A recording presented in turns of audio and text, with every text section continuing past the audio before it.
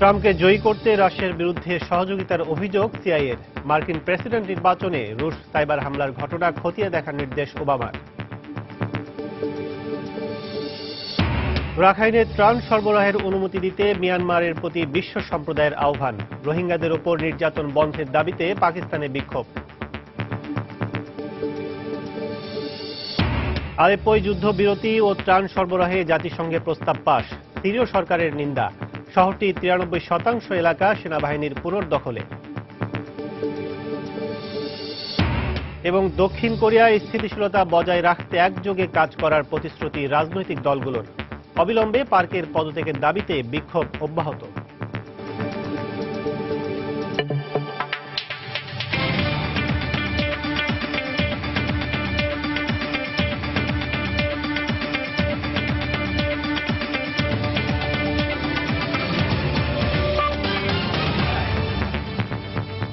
আন্তর্জাতিক সময় সঙ্গে আছি আমি কাজল আব্দুল। রাশিয়ার বিরুদ্ধে মার্কিন প্রেসিডেন্ট নির্বাচনে ডোনাল্ড ট্রাম্পকে জয়ী হতে সহযোগিতা করার অভিযোগ এনেছে যুক্তরাষ্ট্রের কেন্দ্রীয় গোয়েন্দা সংস্থা সিআইএ। রুশ কর্তৃপক্ষের সঙ্গে জড়িত যেসব ব্যক্তি উইকিলিক্সের হাতে ডেমোক্রেটিক পার্টির কেন্দ্রীয় সদস্যদের বিষয়ে নথি তুলে দিয়েছিল তাদেরকেও শনাক্ত করার হয়েছে বলে দাবি গোয়েন্দা সংস্থাটির। বিদায়ী মার্কিন প্রেসিডেন্ট বারাক ওবামা নির্বাচনে রাশিয়ার বিরুদ্ধে সাইবার হামলার অভিযোগ পুনরায় খতিয়ে দেখার নির্দেশ দেওয়ার পরপরই এই তথ্য প্রকাশ পায়। নির্বাচনী প্রচারণায় বিভিন্ন রাজ্যে ছুটে বেড়াতে দেখা গেছে নবনির্বাচিত প্রেসিডেন্ট ডোনাল্ড ট্রাম্পকে। তবে এবার প্রচারণা নয়, জনগণকে ধন্যবাদ জানাতে বিভিন্ন রাজ্যে যাচ্ছেন ট্রাম্প। শুক্রবার তুষারপাতের মধ্যেই মিশিগান পৌঁছান তিনি। সেখানে গ্র্যান্ড র্যাপিডসে এক সমাবেশে তিনি তার প্রশাসনের জন্য মনোনীত ম্যানুফ্যাকচারিং কাউন্সিলের প্রধান হিসেবে এন্ড্রু লাইভরিসকে পরিচয় করিয়ে দেন। এদিন লুইজিয়ানার ব্যাটন রুজেও যান ট্রাম্প। সেখানে এক সমাবেশে তিনি বলেন, যুক্তরাষ্ট্রের স্বার্থ তার কাছে সবার আগে, সবকিছুতে মার্কিনরা প্রাধান্য পাবেন বলেও জানান তিনি। বাণিজ্য চুক্তিতে বারবার দর কষাকষি করব আমি। বাণিজ্যের ক্ষেত্রে চীন যেমনটি চায় তেমন হবে না। আমি দেখব যুক্তরাষ্ট্রে কতটুকু লাভ হচ্ছে। চাকরির ক্ষেত্রেও একই অবস্থা তৈরি করব। বিদেশিরা নয়, আমার দেশের মানুষ প্রাধান্য পাবে। এদেশের নাগরিকেরা বেকার বসে থাকবে আর বিদেশিরা চাকরি পাবে, তা হবে না। মার্কিন প্রেসিডেন্ট নির্বাচনের এক মাস পেরিয়ে গেলেও এখনো গণমাধ্যমে আলোচনার কেন্দ্রে রয়েছে এই নির্বাচন, বিশেষ করে ট্রাম্পের বিজয়ী হবার প্রসঙ্গ। নির্বাচনী কার্যক্রমের বিভিন্ন পর্যায়ে বারবার হ্যাকিং এর অভিযোগ উঠেছে। এমনকি এই অভিযোগের সত্যতা যাচাইয়ে ভোট পুনর্গণনার আবেদনও করেছেন গ্রিন পার্টির প্রার্থী। এর আগে হ্যাকিং এর অভিযোগ উড়িয়ে দিয়েছিল হোয়াইট হাউস। এবার সেই হোয়াইট হাউসের পক্ষ থেকে বলা হয়েছে, বিদায়ী মার্কিন প্রেসিডেন্ট বারাক ওবামা নির্বাচনে রাশিয়ার বিরুদ্ধে সাইবার হামলার অভিযোগ পুনরায় খতিয়ে দেখার নির্দেশ দিয়েছেন। মার্কিন প্রশাসনের অভিযোগ, ডেমোক্রেটিক পার্টি ও দলটির প্রেসিডেন্ট পদপ্রার্থী হিলারির কয়েকজন সহযোগীর ইমেইল হ্যাক করে তথ্য হাতিয়ে নিয়েছিল রাশিয়া। প্রেসিডেন্ট বারাক ওবামা বিষয়টি খুব গুরুত্বের সঙ্গে দেখছেন, সেজন্য বিষয়টি তদন্তের জন্য বলেছেন। তবে এর মধ্য দিয়ে নির্বাচনের ফলাফলকে প্রশ্নবিদ্ধ করার চেষ্টা করা হচ্ছে না। রাশিয়া মার্কিন নির্বাচনে এর আগেও হ্যাকিং এর চেষ্টা করেছে। যুক্তরাষ্ট্র তার নির্বাচন পদ্ধতির স্বচ্ছতা বজায় রাখতে প্রতিশ্রুতিবদ্ধ। ওবামার এই নির্দেশের পরপরই ট্রাম্পকে জয়ী করতে রাশিয়ার বিরুদ্ধে সহযোগিতা করার আলাদা অভিযোগ আনে যুক্তরাষ্ট্রের কেন্দ্রীয় গোয়েন্দা সংস্থা সিআইএ। নির্বাচনের বিভিন্ন দিক খতিয়ে দেখে এতে মস্কোর হস্তক্ষেপের প্রমাণ পাওয়া যায় বলে সিআইএর এক সূত্রের বরাতে জানায় ওয়াশিংটন পোস্ট। প্রতিবেদনে আরো বলা হয়, রাশিয়া শুরু থেকেই ট্রাম্পকে নির্বাচিত প্রেসিডেন্ট হিসেবে দেখার জন্য উঠে পড়ে লেগেছিল। প্রতিবেদনটিতে বলা হয়েছে, রুশ কর্তৃপক্ষের সঙ্গে জড়িত যেসব ব্যক্তি উইকিলিক্সের হাতে ডেমোক্রেটিক পার্টির কেন্দ্রীয় সদস্যদের বিষয়ে হাজার হাজার নথি তুলে দিয়েছিল তাদেরকেও শনাক্ত করেছে সিআইএ। হাফসাতুন্নেসা, সময় সংবাদ। মিথ্যা ও বানোয়াট সংবাদ বন্ধে জরুরি ভিত্তিতে ব্যবস্থা নিতে সরকারের প্রতি আহ্বান জানিয়েছেন এবারে মার্কিন প্রেসিডেন্ট নির্বাচনে ডেমোক্র্যাট দলীয় প্রার্থী হিলারি ক্লিন্টন।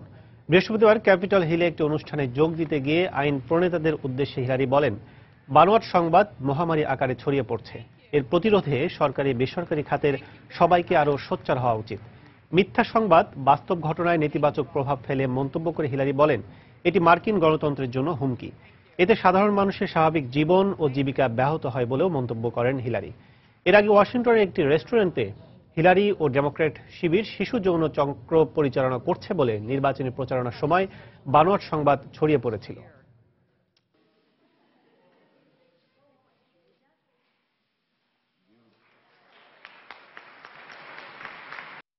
রাখাইন প্রদেশের রোহিঙ্গাদের ত্রাণ সরবরাহের অনুমতি দেওয়ার জন্য মিয়ানমার সরকারের প্রতি আহ্বান জানিয়েছে যুক্তরাষ্ট্র, ফ্রান্স, তুরস্ক সহ বেশ কয়েকটি দেশ।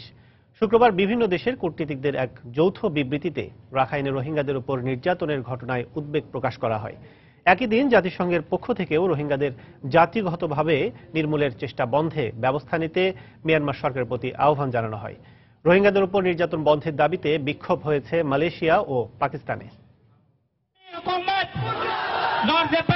রোহিঙ্গা মুসলমানদের অধিকার রক্ষার দাবিতে শুক্রবার স্লোগানে মুখরিত হয় পাকিস্তানের করাচি শহর। মানবাধিকার দিবস উপলক্ষে আয়োজিত এই বিক্ষোভ র্যালিতে অংশগ্রহণকারীরা মিয়ানমারের সেনাবাহিনী ও বৌদ্ধদের বিরুদ্ধে রাখাইনে রোহিঙ্গাদের উপর গণহত্যা চালানোর অভিযোগ করে। রোহিঙ্গাদের উপর অমানবিক নির্যাতন প্রতিরোধে বিশ্ব সম্প্রদায়কে এগিয়ে আসার আহ্বান জানায় তারা। একই অভিযোগে মালয়েশিয়ায় কয়েকদিন ধরে প্রতিবাদ কর্মসূচি পালিত হচ্ছে। দেশটির প্রধানমন্ত্রী নাজিব রাজাকও রাখাইনে গণহত্যা চলছে উল্লেখ করে তা বন্ধের দাবি জানান। এর প্রতিবাদে মিয়ানমার সেদেশে নিজেদের জনশক্তি রপ্তানি বাতিল ঘোষণা করে। রোহিঙ্গা নির্যাতনের ঘটনায় কোনো কোনো অঞ্চলে এমন প্রতিবাদ বিক্ষোভের পাশাপাশি বিশ্ব সম্প্রদায়ের কণ্ঠে উচ্চারিত হতে শুরু করেছে উদ্বেগ। শুক্রবার রাখাইনে চলমান সহিংসতার বিষয়ে গভীর উদ্বেগ প্রকাশ করে এক যৌথ বিবৃতি দিয়েছেন মিয়ানমারে নিযুক্ত যুক্তরাষ্ট্র, ফ্রান্স, স্পেন, নেদারল্যান্ডস ও তুরস্কের কূটনীতিকগণ। সেখানে দ্রুত রোহিঙ্গাদের ত্রাণ পৌঁছে দেওয়ার অনুমতি দিতে সরকারের প্রতি আহ্বান জানান তারা। জাতিসংঘের পক্ষ থেকেও কঠোর বার্তা দেওয়া হয়েছে। রাখাইনে রোহিঙ্গাদের জাতিগতভাবে নির্মূলের চেষ্টা চলছে উল্লেখ করে অবিলম্বে তা বন্ধের ব্যবস্থা নিতে স্টেট কাউন্সিলর অং সান সুচির প্রতি আহ্বান জানানো হয় বিশ্ব সংস্থার পক্ষ থেকে। এর আগে সুচিকে রাখাইন পরিদর্শনে যাওয়ার পরামর্শ দেন মিয়ানমার বিষয়ে জাতিসংঘের বিশেষ উপদেষ্টা বিজয় নাম্বিয়ার। বিশ্বের বিভিন্ন প্রান্তের মানবাধিকার সংগঠনগুলো দ্রুততম সময়ের মধ্যে রাখাইনের সাম্প্রদায়িক বিদ্বেষ ও জাতিগত সহিংসতা দিন দিন বাড়ছে বলেও মন্তব্য করেন তারা। জাতীয় পরিচয় ও মানবাধিকার একই সুতোয় গাঁথা, এই দুইকে আলাদা করে দেখার কিছু নেই। জাতীয় পরিচয়কে গুরুত্ব দিয়ে মানবাধিকারকে অসম্মান করাকে কোনোভাবেই মেনে নেওয়া যায় না। রাখাইনে যে পরিস্থিতি চলছে তাতে সেখানে কেউই নিরাপদ নয়। দেশটির সরকারকেও সেখানকার উত্তেজনা বন্ধে কার্যকরী ব্যবস্থা নিতে দেখা যাচ্ছে না। গত অক্টোবরে রাখাইনের এক নিরাপত্তা চৌকিতে সন্ত্রাসী হামলার জেরে ওই অঞ্চলের রোহিঙ্গা অধ্যুষিত এলাকায় অভিযানের নামে সংখ্যালঘু মুসলমানদের উপর সেনা নির্যাতনের অভিযোগ পাওয়া যায়। চলমান এই সহিংসতায় এ পর্যন্ত শতাধিক মানুষ নিহত ও ৩০,০০০-এরও বেশি মানুষ শরণার্থী হয়েছে। রিয়াদুল ইসলাম, সময় সংবাদ। আন্তর্জাতিক সময় আরো দেখবেন। নাইজেরিয়ার উত্তর পূর্বাঞ্চলে ২ দফা আত্মঘাতী হামলায় নিহত ৪৫, আহত অর্ধ শতাধিক। সন্দেহের তীর বোকো হারামের দিকে।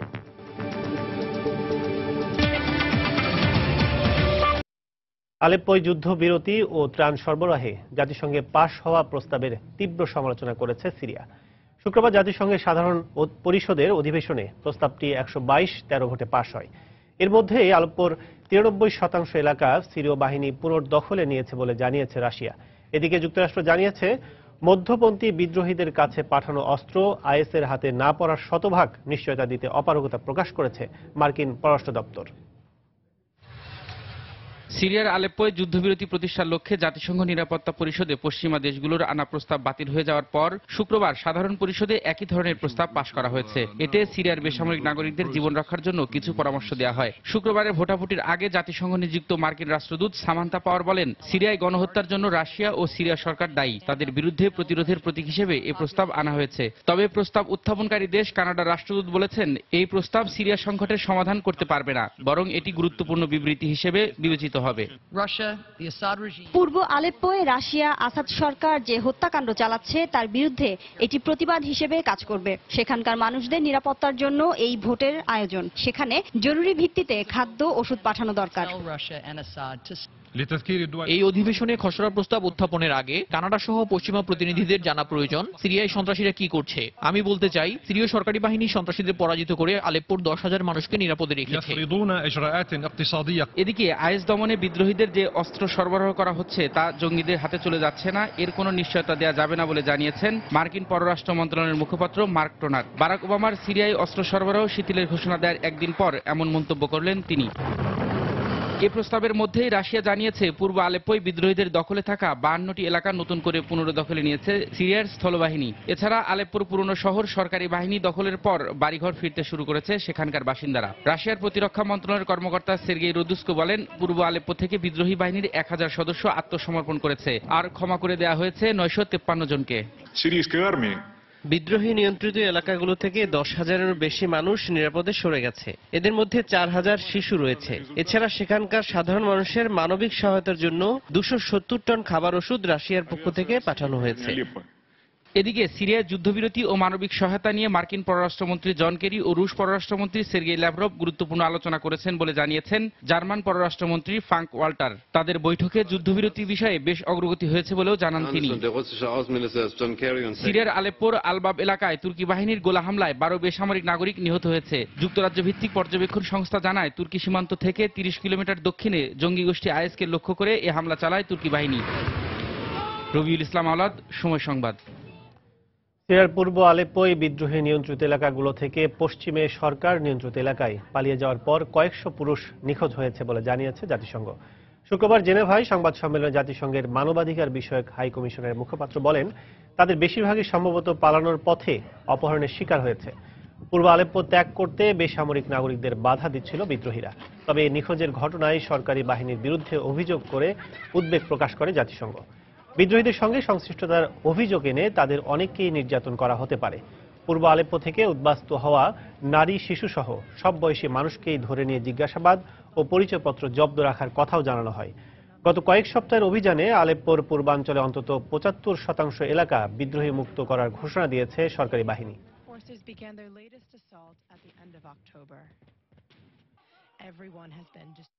পূর্ব মসুলে নতুন করে 3টি জেলা আইএস মুক্ত করেছে ইরাকি যৌথ বাহিনী। শুক্রবার কুর্দি পেশমার্কা বাহিনীর সহায়তায় পূর্বাঞ্চলে আদল, আল ইলাম এবং আল তামিম নামে 3টি এলাকা পুনর্দখল করে ইরাকি বিশেষ বাহিনী। এই অভিযানে দুপক্ষের সংঘর্ষে বেশ কয়েকজন আইএস হতাহত হয়েছে বলেও জানা গেছে। একই দিন মসুলের পূর্বাঞ্চলের রাশিদিয়ায় আইএস এর অবস্থান লক্ষ্য করে বিমান হামলা চালিয়েছে ইরাকি বাহিনী। এ হামলায় অন্তত 24 জন আইএস নিহত হয়েছে বলে জানিয়েছে ইরাকি প্রতিরক্ষা মন্ত্রণালয়।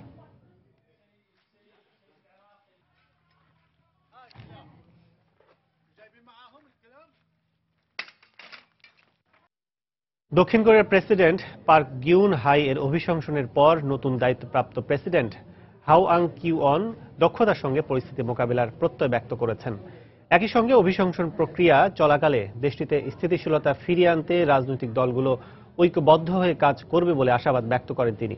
এদিকে অবিলম্বে পার্কের পদত্যাগের দাবিতে দেশটিতে বিক্ষোভ অব্যাহত রয়েছে।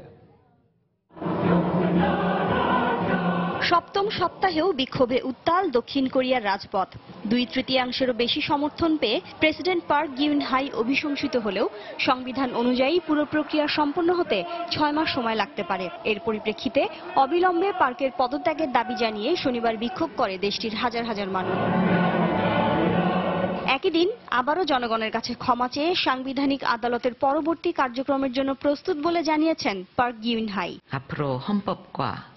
আমি জনগণ ও পার্লামেন্টের রায়ের প্রতি সম্মান জানাচ্ছি এবং আশা করছি দেশের বর্তমান রাজনৈতিক সমস্যার দ্রুতই সমাধান হবে। সংবিধান এবং দেশের আইন অনুযায়ী যে ব্যবস্থা গ্রহণ করা হবে তা মেনে নেওয়া ছাড়াও স্বাধীন তদন্তকেও আমি স্বাগত জানাচ্ছি।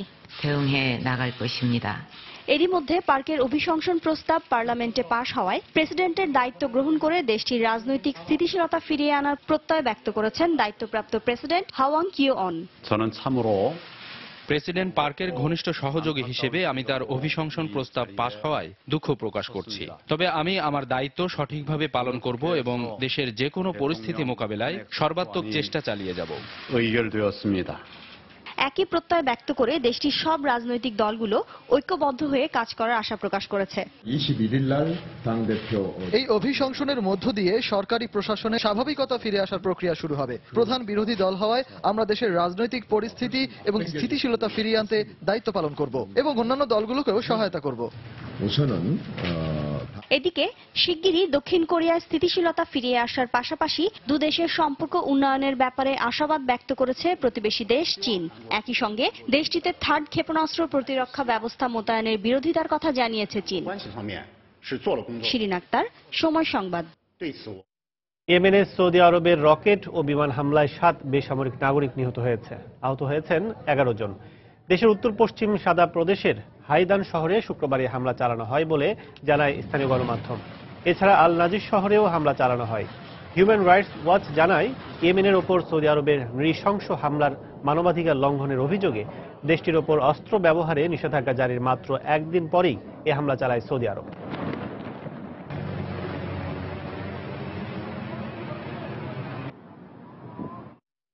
সৌদি আরব সহ 4টি দেশের কাছে 700 কোটি মার্কিন ডলারের যুদ্ধ সরঞ্জাম বিক্রি করতে যাচ্ছে যুক্তরাষ্ট্র।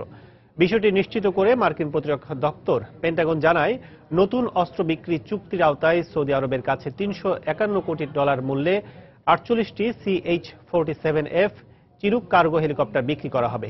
অন্য একটি চুক্তি অনুযায়ী 350 মার্কিন ডলারের সংযুক্ত আরব আমিরাতকে 27টি AH-64E অ্যাপাচি হেলিকপ্টার, গানশিপ ও সংশ্লিষ্ট সরঞ্জাম দেওয়া হবে। এছাড়া কাতারের কাছে 8টি C-17 সামরিক কার্গো বিমান ও উত্তর আফ্রিকার দেশ মরক্কোর কাছে 1200 ট্যাঙ্ক বিধ্বংসী ক্ষেপণাস্ত্র বিক্রির সিদ্ধান্ত নেয় পেন্টাগন। 2015 সাল থেকে ইয়েমেনে হাউথি বিরোধী সামরিক অভিযান চালানো সৌদি জোটের কাছে মানবাধিকার লঙ্ঘনের অভিযোগের মধ্যেই রিয়াদের কাছে নতুন করে সমরাস্ত্র বিক্রি করছে যুক্তরাষ্ট্র। 2015 সালে সৌদি আরবের কাছে 2000 কোটি ডলারের অস্ত্র বিক্রি করে দেশটি। ইয়েমেনে সৌদি আরবের সামরিক অভিযানে পরামর্শ ও গোয়েন্দা সহায়তা দিয়ে আসছে ওয়াশিংটন। আফগানিস্তানে আকস্মিক সফর করলেন প্রতিরক্ষামন্ত্রী অ্যাশটন কার্টার। শুক্রবার আকস্মিক সফরে গিয়ে আফগান প্রেসিডেন্ট আশরাফ ঘানি এবং দেশটিতে নিযুক্ত মার্কিন সেনাদের সঙ্গে সাক্ষাৎ করেন।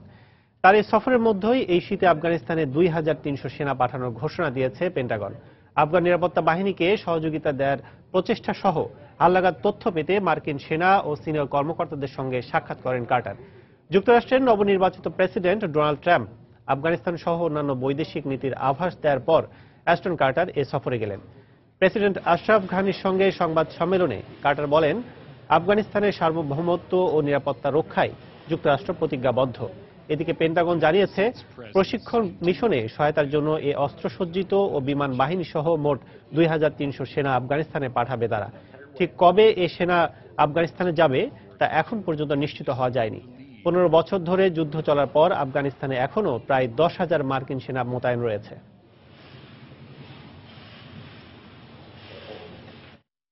আন্তর্জাতিক সময় আরো যা দেখবেন, ইন্দোনেশিয়ায় বুধবারের ভূমিকম্পে গৃহহারা 43,000 মানুষ, আহতদের চিকিৎসায় সেনাবাহিনীর অস্থায়ী হাসপাতাল তৈরি। এবং ভারী তুষারপাতে ঢেকে গেছে যুক্তরাষ্ট্রের পেনসিলভেনিয়ার বিভিন্ন সড়ক, যান চলাচল ব্যাহত।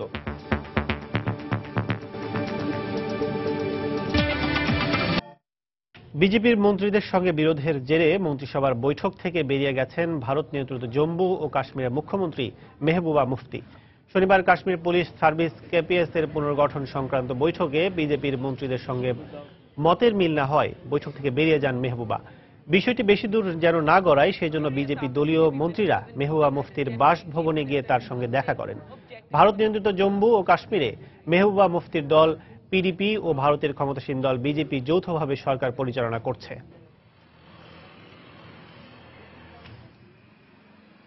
পশ্চিমবঙ্গে টোল প্লাজায় সেনা মোতায়েন প্রসঙ্গে ভারতের প্রতিরক্ষা মন্ত্রীর চিঠির জবাবে সেনাবাহিনী নয়, কেন্দ্র সরকারের নীতির সমালোচনা করেছিলেন বলে জানালেন মুখ্যমন্ত্রী মমতা বন্দ্যোপাধ্যায়।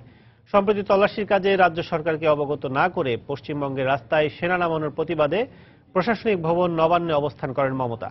প্রতিবাদ জানিয়ে প্রতিরক্ষা মন্ত্রণালয়ে চিঠিও পাঠান তিনি। জবাবে প্রতিরক্ষা মন্ত্রী মনোহর পারিকর চিঠিতে লেখেন, সেনাবাহিনী দেশের গৌরব, তাদের বিরুদ্ধে কিছু বলা কোনো মুখ্যমন্ত্রীকে মানায় না। পাল্টা জবাবে মমতা লেখেন, তিনি সেনাবাহিনীর বিরুদ্ধে নয়, সরকারের এবং সরকারের নীতির সমালোচনা করেছেন। সরকার যেভাবে নির্দেশ দিয়েছে সেনাবাহিনী তাই করেছে। রাজনৈতিক উদ্দেশ্যে হাসিলের জন্য সেনাবাহিনীকে ব্যবহার করা উচিত নয় বলেও মন্তব্য করেন তিনি। রাষ্ট্রপতি, প্রধানমন্ত্রী সহ ভিভিআইপিদের জন্য হেলিকপ্টার কেনায় দুর্নীতির অভিযোগে ভারতের বিমান বাহিনীর সাবেক প্রধান SP ত্যাগীকে গ্রেফতার করা হয়েছে। শুক্রবার দেশটির গোয়েন্দা সংস্থা CBI তাকে গ্রেফতার করে। এ সময় তার ভাই সঞ্জয় ত্যাগী ও আইনজীবী গৌতম খাইতানকেও গ্রেফতার করা হয়। কংগ্রেস সরকারের সময়ে যুক্তরাজ্য ভিত্তিক হেলিকপ্টার নির্মাতা প্রতিষ্ঠান অগাস্টা ওয়েস্টল্যান্ডের সঙ্গে হেলিকপ্টার কেনার ব্যাপারে চুক্তি হয়। এতে 3,600 কোটি রুপি মূল্যে ভিভিআইপি হেলিকপ্টারগুলো বেচা কেনার ব্যাপারে একমত হয় উভয় পক্ষ। তবে অভিযোগ উঠেছে, এই সময় ভারতীয় কয়েকজন কর্মকর্তা ও রাজনীতিক ঘুষ নিয়ে চুক্তিটি সম্পাদনে প্রভাবক হিসেবে কাজ করেছেন। বিশেষ করে 2004 সাল থেকে 2007 সাল পর্যন্ত ভারতীয় বিমান বাহিনীর প্রধান হিসেবে দায়িত্ব পালন করা SP ত্যাগীর বিরুদ্ধে অভিযোগ, তিনি নিজের ক্ষমতা ব্যবহার করে দুর্নীতিকে প্রশ্রয় দিয়েছেন। গাম্বিয়ার প্রেসিডেন্ট নির্বাচনের ফলাফল প্রত্যাখ্যান করেছেন দেশটির সাবেক প্রেসিডেন্ট ইয়াহ জামে। রাষ্ট্রীয় টেলিভিশনে দেয়া এক ভাষণে ভোট কারচুপির অভিযোগ তুলে পুনরায় অবাধ ও সুষ্ঠু নির্বাচনের দাবি জানান তিনি। জামে বলেন, নির্বাচনের পর দীর্ঘ তদন্ত শেষে ফলাফল প্রত্যাখ্যানের সিদ্ধান্ত নেওয়া হয়েছে। কোনো বিদেশি শক্তির হস্তক্ষেপ দেশের পরিবর্তন ঘটাতে পারবে না বলেও মন্তব্য করেন তিনি। এদিকে জামের ফলাফল প্রত্যাখ্যানের ঘটনায় নিন্দা জানিয়েছে যুক্তরাষ্ট্র। পাশাপাশি শান্তিপূর্ণভাবে ক্ষমতা হস্তান্তরের প্রক্রিয়া শুরুর আহ্বান জানায় যুক্তরাষ্ট্র। 1994 সালে সেনা অভ্যুত্থানের মধ্য দিয়ে রাষ্ট্রীয় ক্ষমতায় আসেন জামে। এরপর বিভিন্ন মেয়াদে তিনি ক্ষমতায় ছিলেন। চলতি মাসে অনুষ্ঠিত নির্বাচনে 45% ভোট পেয়েছেন তিনি। বিরোধী দলীয় নেতা নানা আকুফো-আদ্দোর কাছে পরাজয় মেনে নিয়েছেন ঘানার বর্তমান প্রেসিডেন্ট জন মাহামা। শুক্রবার এক টুইটার বার্তায় আকুফো জানান, মাহামা তাকে ফোন করে নির্বাচনে জয়ী হওয়ার শুভেচ্ছা জানিয়েছেন।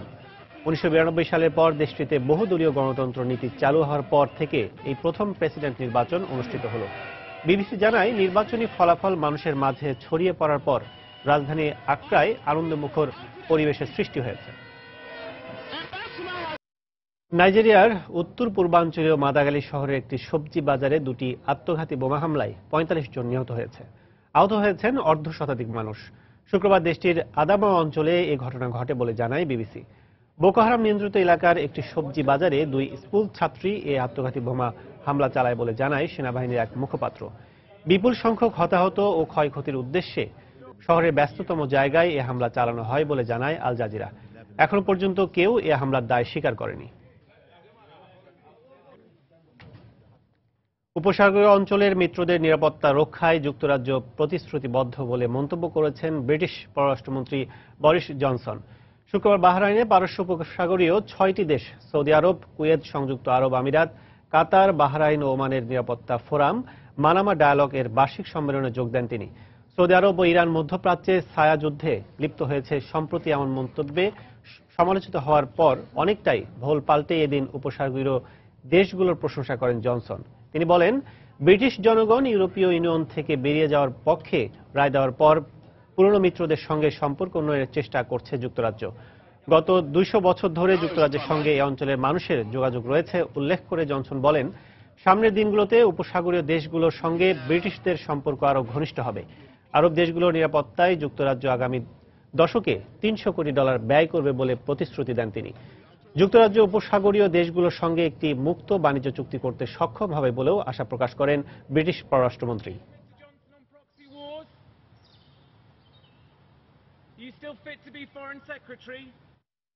বিভিন্ন দেশের নিন্দার পরও ফিলিস্তিনি ভূখণ্ডে ইসরায়েলের অবৈধ বসতি নির্মাণ চালিয়ে যাওয়া আন্তর্জাতিক আইনের লঙ্ঘন বলে মন্তব্য করেছে ইরান।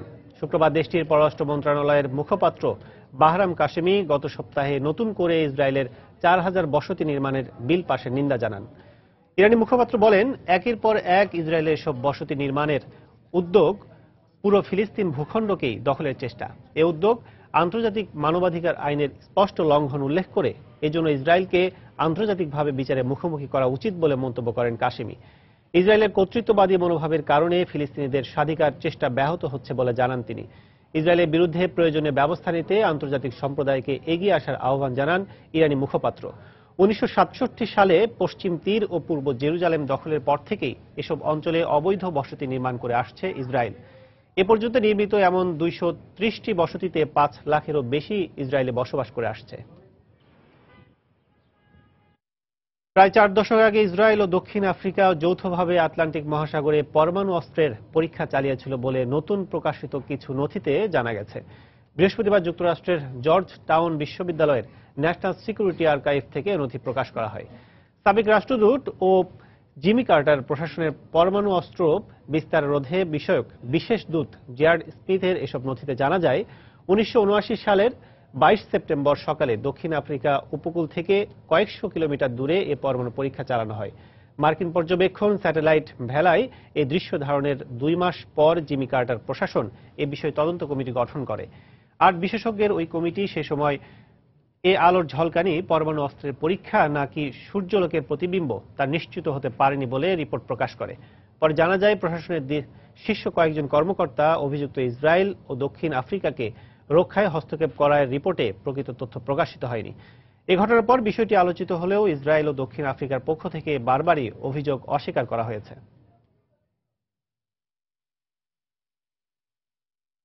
উত্তর কোরিয়া পরমাণু অস্ত্রের হামলা চালাতে সক্ষমতা অর্জন করেছে বলে জানিয়েছে যুক্তরাষ্ট্র।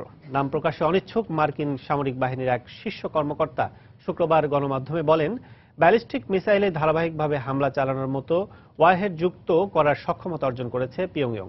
তবে পরমাণু অস্ত্র ছোড়ার পর তার নিয়ন্ত্রণ ও বায়ুমণ্ডল থেকে অবিস্ফোরিত অবস্থায় ফিরে আনার বিষয়ে প্রযুক্তিগতভাবে পিছিয়ে রয়েছে তারা। পাশাপাশি একই মিসাইলের মাধ্যমে পুনরায় সুনির্দিষ্ট লক্ষ্যবস্তুতে আঘাত হানার বিষয়েও কারিগরি জ্ঞানের অভাব রয়েছে উত্তর কোরিয়ার। এসব দুর্বলতা কাটিয়ে উঠতে দেশটির গবেষকরা কাজ করে যাচ্ছেন বলে জানায় ওই মার্কিন কর্মকর্তা। উত্তর কোরিয়ার পরমাণু সক্ষমতা উদ্বেগজনক পর্যায়ে রয়েছে জানিয়ে তিনি বলেন, দেশটি দ্রুত এ ব্যাপারে অগ্রগতি অর্জন করেছে। চলতি বছরের আগস্টে সাবমেরিন থেকে ক্ষেপণাস্ত্র ছোড়ার সফল পরীক্ষা চালায় পিয়ংইয়ং। এর আগেই উত্তর কোরিয়ার মাঝারি পাল্লার ক্ষেপণাস্ত্র ছোড়ার সক্ষমতা করার কথা স্বীকার করে যুক্তরাষ্ট্র। দেশটি 2020 সালের মধ্যে আন্তঃমহাদেশীয় বা 2500 থেকে 4000 কিলোমিটার দূরত্বে আঘাত হানার মতো ক্ষেপণাস্ত্র তৈরির সক্ষমতা অর্জন করবে বলে ধারণা ওয়াশিংটনের। পৃথিবীর কক্ষপথে থাকা মহাকাশ বর্জ্যের কিছুটা অপসারণের জন্য একটি বিশেষ কার্গো যান উৎক্ষেপণ করেছে জাপান। শুক্রবার বিবিসির এক প্রতিবেদনে একথা জানানো হয়। প্রতিবেদনে বলা হয়, পৃথিবীর কক্ষপথে দুরন্ত গতিতে ছুটতে থাকা মহাকাশ বর্জ্যের গতি কমিয়ে কক্ষপথ থেকে সরিয়ে ফেলতে বিশেষ ওই যানে একটি যন্ত্র রয়েছে, যার শেকল তৈরি করা হয়েছে অ্যালুমিনিয়াম ও স্টিলের সুতা দিয়ে। এই শেকলের দৈর্ঘ্য প্রায় 700 মিটার। ধারণা করা হচ্ছে পৃথিবীর কক্ষপথে পুরনো কৃত্রিম উপগ্রহের পরিত্যক্ত সরঞ্জাম, রকেটের টুকরো এবং অন্যান্য সরঞ্জাম সহ প্রায় 10 কোটি টুকরা মহাকাশ বর্জ্য রয়েছে। 1957 সালে তৎকালীন সোভিয়েত ইউনিয়ন মহাকাশে প্রথম কৃত্রিম উপগ্রহ স্থাপনের পর থেকে শুরু করে বিভিন্ন সময়ে মহাকাশ অভিযানে এই বর্জ্য ফেলে আসা হয়। কৃত্রিম উপগ্রহগুলোর মধ্যে ব্যাপক সংঘর্ষের ঘটনা এবং কৃত্রিম উপগ্রহ প্রতিরক্ষা ব্যবস্থার পরীক্ষার কারণে মহাকাশ বর্জ্য ব্যাপক হারে বেড়েছে।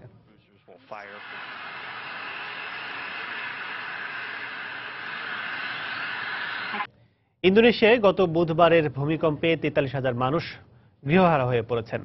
শনিবার দেশটির দুর্যোগ ব্যবস্থাপনা কর্তৃপক্ষ এই তথ্য জানায়। 6.5 মাত্রার শক্তিশালী ওই ভূমিকম্পে শতাধিক মানুষ নিহত, আহত হয় বহু মানুষ। আহতদের চিকিৎসায় অস্থায়ী হাসপাতাল তৈরি করেছে দেশটির সেনাবাহিনী। তারা জানায়, আচেহ প্রদেশের পিদি জায়া শহরের একটি খোলা জায়গায় গড়ে তোলা অস্থায়ী ওই হাসপাতালটিতে 800-র বেশি আহত ব্যক্তি চিকিৎসা নিচ্ছে। বুধবারের ভূমিকম্পে বিধ্বস্ত বাড়িঘরের নিচে চাপা পড়ে আহত হয়েছে 1000-এরও বেশি মানুষ। এছাড়া ধ্বংস হয়েছে আচেহ প্রদেশের বিভিন্ন ব্যবসা প্রতিষ্ঠান, স্কুল, কলেজ, মসজিদ ও মাদ্রাসা। তবে দুর্যোগ কাটিয়ে কিছুটা স্বাভাবিক হতে শুরু করেছে সেখানকার জনজীবন।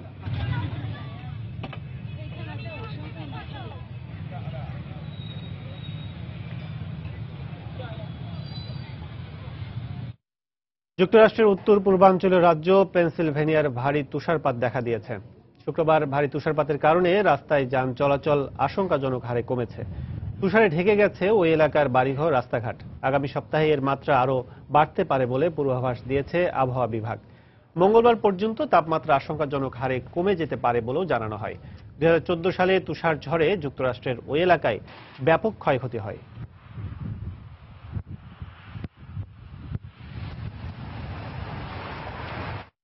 উনিশশো সালে বাংলাদেশে সংঘটিত গণহত্যার স্বীকৃতি এবং এর বিরুদ্ধে আন্তর্জাতিক আদালতে শরণাপন্ন হতে বাংলাদেশ সরকারের প্রতি দাবি জানিয়েছে প্রবাসী বাংলাদেশিদের সংগঠন জেনোসাইড 71 ESA। জাতিসংঘ স্বীকৃত আন্তর্জাতিক গণহত্যা স্মরণ ও প্রতিরোধ দিবস উপলক্ষে নিউ ইয়র্কে আয়োজিত এক আলোচনা সভায় এ দাবি জানায় সংগঠনটি। জ্যাকসন হাইটসের জুইস সেন্টারে শুক্রবার এই আলোচনা সভার আয়োজন করা হয়। এতে উপস্থিত ছিলেন জাতিসংঘে নিযুক্ত সরকারের প্রেস সচিব নূরে ইলাহি মিনা। আলোচনা সভায় বক্তব্য রাখেন কনসাল জেনারেল শামীম আহসান, নাট্য ব্যক্তিত্ব জামাল উদ্দিন হোসেন, মুক্তিযোদ্ধা ডাক্তার মাসুদুল হাসান সহ আরো অনেকে।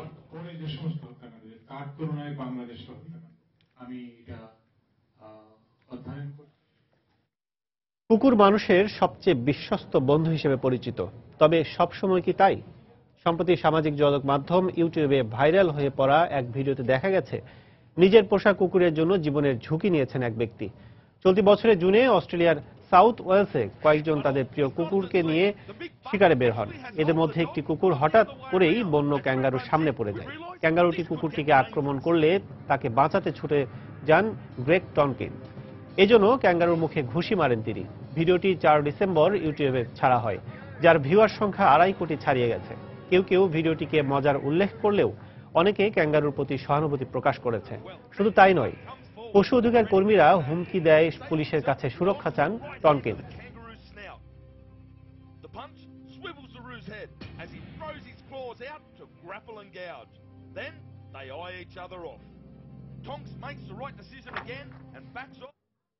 এ পর্যায়ে আবার জানিয়ে দিচ্ছি আন্তর্জাতিক সময়ের শীর্ষ সংবাদগুলো। ট্রাম্পকে জয়ী করতে রাশিয়ার বিরুদ্ধে সহযোগিতার অভিযোগ সিআইএর। মার্কিন প্রেসিডেন্ট নির্বাচনে রুশ সাইবার হামলার ঘটনা খতিয়ে দেখার নির্দেশ ওবামার। রাখাইনে ত্রাণ সরবরাহের অনুমতি দিতে মিয়ানমারের প্রতি বিশ্ব সম্প্রদায়ের আহ্বান। রোহিঙ্গাদের উপর নির্যাতন বন্ধের দাবিতে পাকিস্তানে বিক্ষোভ। আলেপ্পোয় যুদ্ধবিরতি ও ত্রাণ সরবরাহে জাতিসংঘে প্রস্তাব পাস। সিরীয় সরকারের নিন্দা। শহরটির 93% এলাকা সেনাবাহিনীর পুনর্দখলে। এবং দক্ষিণ কোরিয়ায় স্থিতিশীলতা বজায় রাখতে একযোগে কাজ করার প্রতিশ্রুতি রাজনৈতিক দলগুলোর।